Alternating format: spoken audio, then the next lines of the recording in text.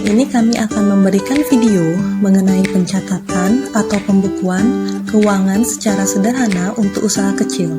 Hal ini bertujuan untuk memudahkan para pelaku usaha dalam mencatat pengeluaran beserta keuntungan yang didapat.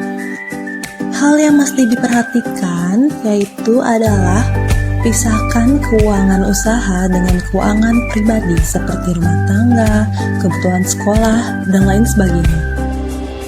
Pencatatan seperti ini atau pembukuan seperti ini bisa dilakukan menggunakan apapun, bisa menggunakan laptop di Excel ataupun di Word, ataupun misalnya untuk yang lebih mudah bisa menggunakan buku-buku akuntansi yang sudah banyak dijual di toko buku. Dalam mengatur keuangan di bisnis, pastinya tidak asing lagi dengan dua hal ini, yaitu yang pertama ada penerimaan uang dan yang kedua itu ada pengeluaran uang. Dalam penerimaan uang dikelompokkan menjadi 4 kategori. Antara lain, yang pertama itu ada setoran modal, yang kedua itu ada hasil penjualan, yang ketiga itu ada penerimaan piutang, di mana piutang itu adalah uang yang dimiliki oleh pelaku usaha namun belum dilunasi oleh pembeli atau pelanggannya. Dalam artian, orang lain berhutang kepada pelaku usaha tersebut. Dan yang keempat itu ada pinjaman atau utang yang bisa diperoleh dari manapun, dan pinjaman ini hanya digunakan untuk bisnis, bukan untuk hal lain. Baik, kita masuk ke dalam proses pencatatan. Yang pertama itu ada pencatatan penerimaan uang untuk setoran modal. Sebelumnya, modal itu adalah sejumlah uang yang digunakan sejak awal dalam membangun usaha. Jadi, pencatatannya itu seperti ini. Lebih baik gunakan tabel-tabel seperti ini untuk mempermudah pencatatan. Baik, di dalam tabel ini ada kolom, yaitu yang pertama ada kolom nomor, yang kedua itu ada kolom tanggal, di mana tanggal ini adalah tanggal transaksi yang terjadi. Bila misalkan Anda menyetor modal usaha pada tanggal 1 Januari 2020, maka catatlah tanggal segitu. Kemudian yang ketiga itu ada keterangan, dan keterangan ini adalah keterangan jenis transaksi. Di sini, karena transaksi yang pertama itu adalah setoran modal, buatlah keterangan setoran modal.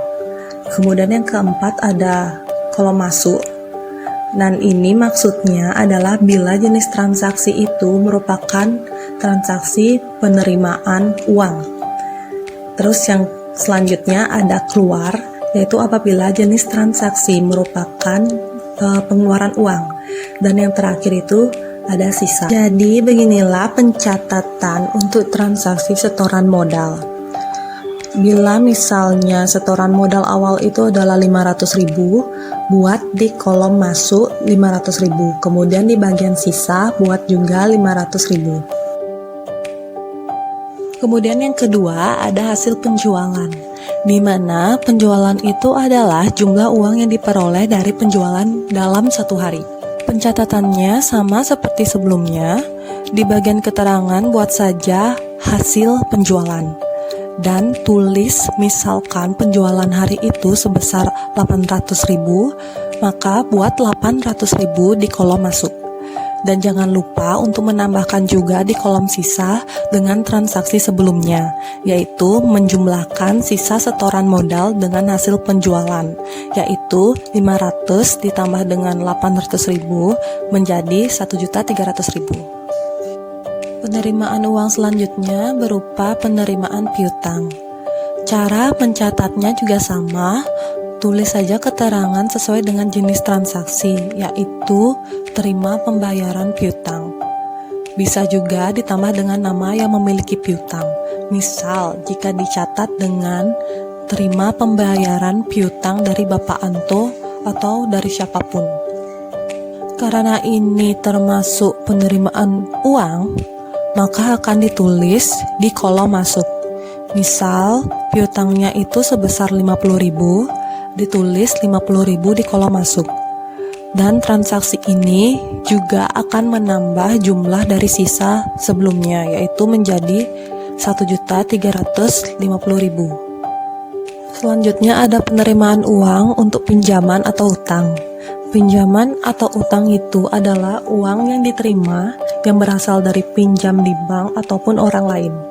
Cara pencatatannya juga sama, karena bagian dari penerimaan uang dicatatnya di kolom masuk.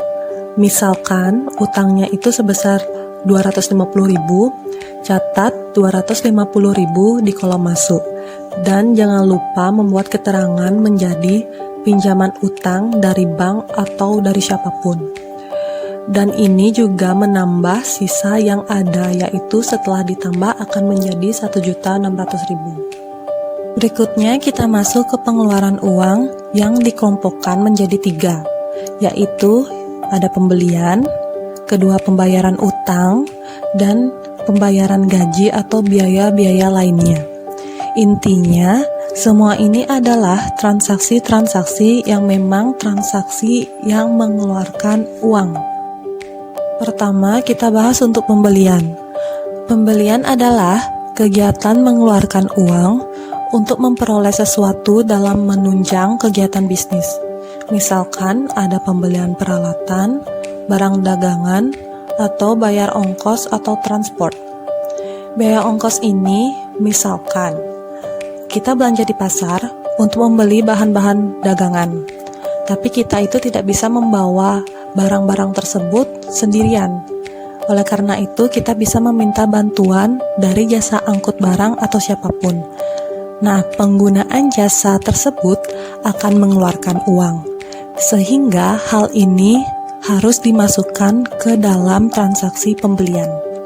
Hal yang mesti diperhatikan, bila tadi bagian penerimaan uang mencatatnya itu di kolom masuk, sekarang untuk pengeluaran uang akan dicatat di kolom keluar, yang pastinya juga akan mengurangi sisa uang sebelumnya.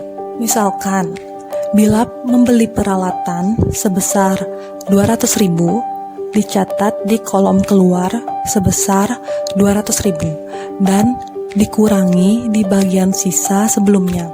Jadi kan tadi sisanya 1.600.000, ingat dikurangi 200.000 menjadi 1.400.000. Untuk transaksi beli barang dagangan misalkan sebesar 400.000, ditulis di kolom keluar 400.000, kemudian dikurangi dengan sisa yang tadi 1.400.000 menjadi 1 juta.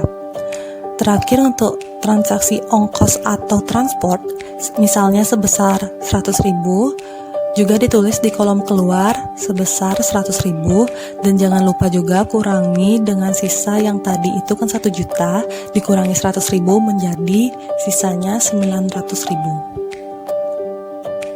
Yang kedua ada pembayaran utang, di mana pengeluaran uang untuk mengembalikan utang ke bank atau orang lain, itu yang disebut dengan pembayaran utang. Pencatatannya itu juga sama, tulis di bagian keterangan dengan bayar utang. Misal sebesar 50.000 yang ditulis nanti di kolom keluar. Transaksi ini juga pastinya mengurangi sisa yang ada, sehingga menjadi 850.000. Selanjutnya yang terakhir adalah pembayaran gaji. Untuk mencatat gaji, ini berasal dari pembayaran tenaga kerja yang membantu kegiatan usaha. Misalnya, salah satu pelaku usaha memiliki usaha yang berjualan kerajinan.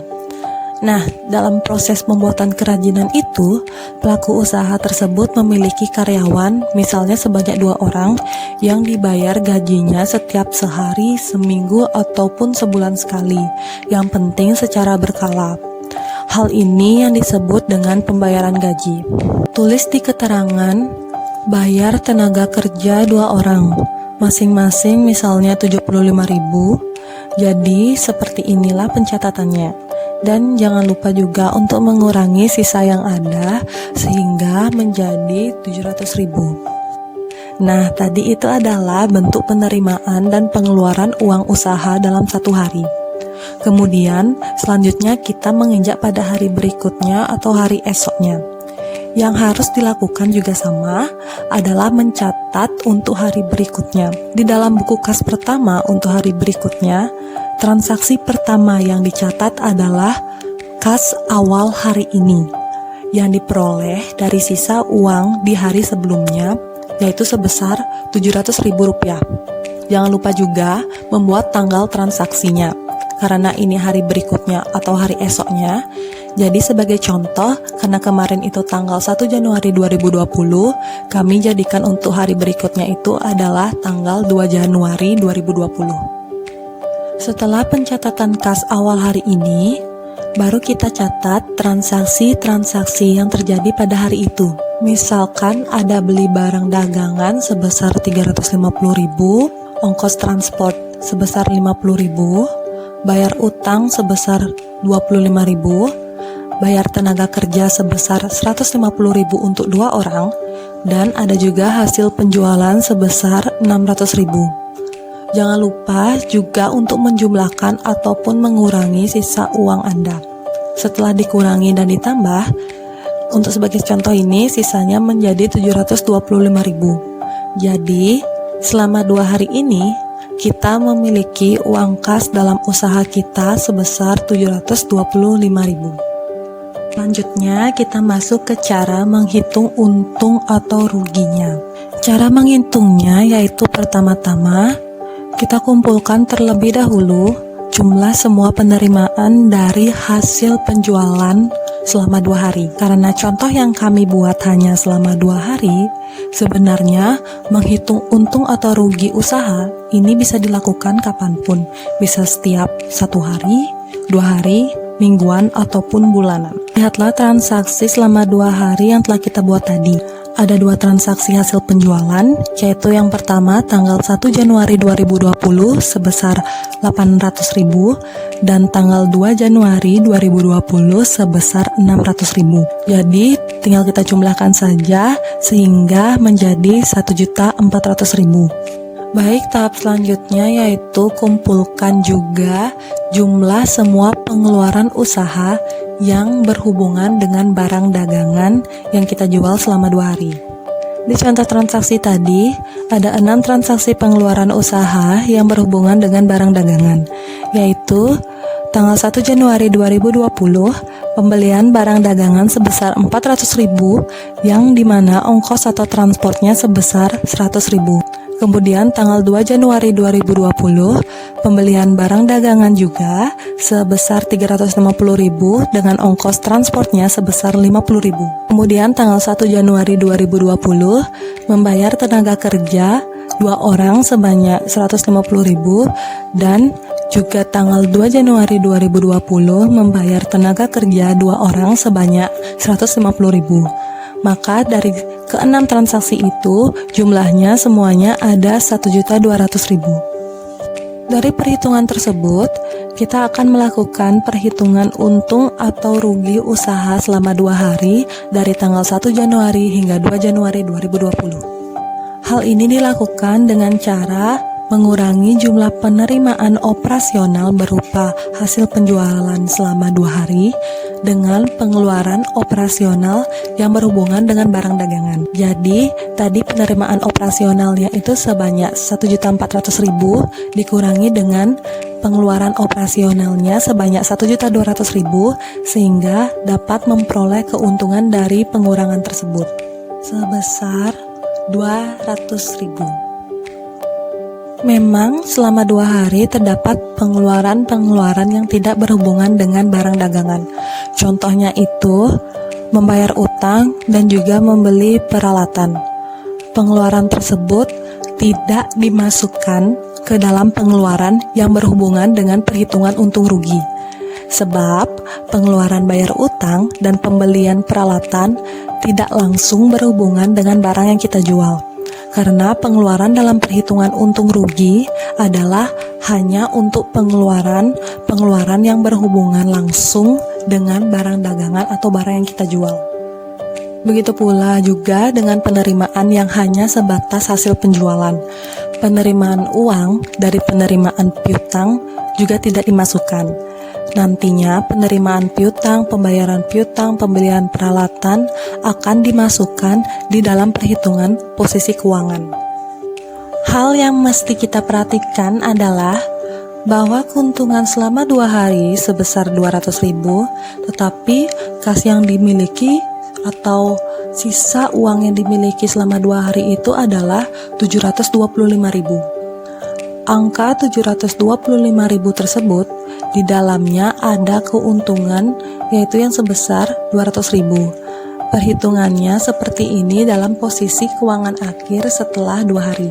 Posisi keuangan akhir setelah 2 hari bahwa kas atau uang sisa sebesar 725.000 terdiri dari pertama, keuntungan 200.000, kedua, ada sisa uang utang yang diperoleh selama 2 hari yang telah dibayar 2 kali sebesar 50.000 dan 25.000 sehingga sisanya menjadi 175.000.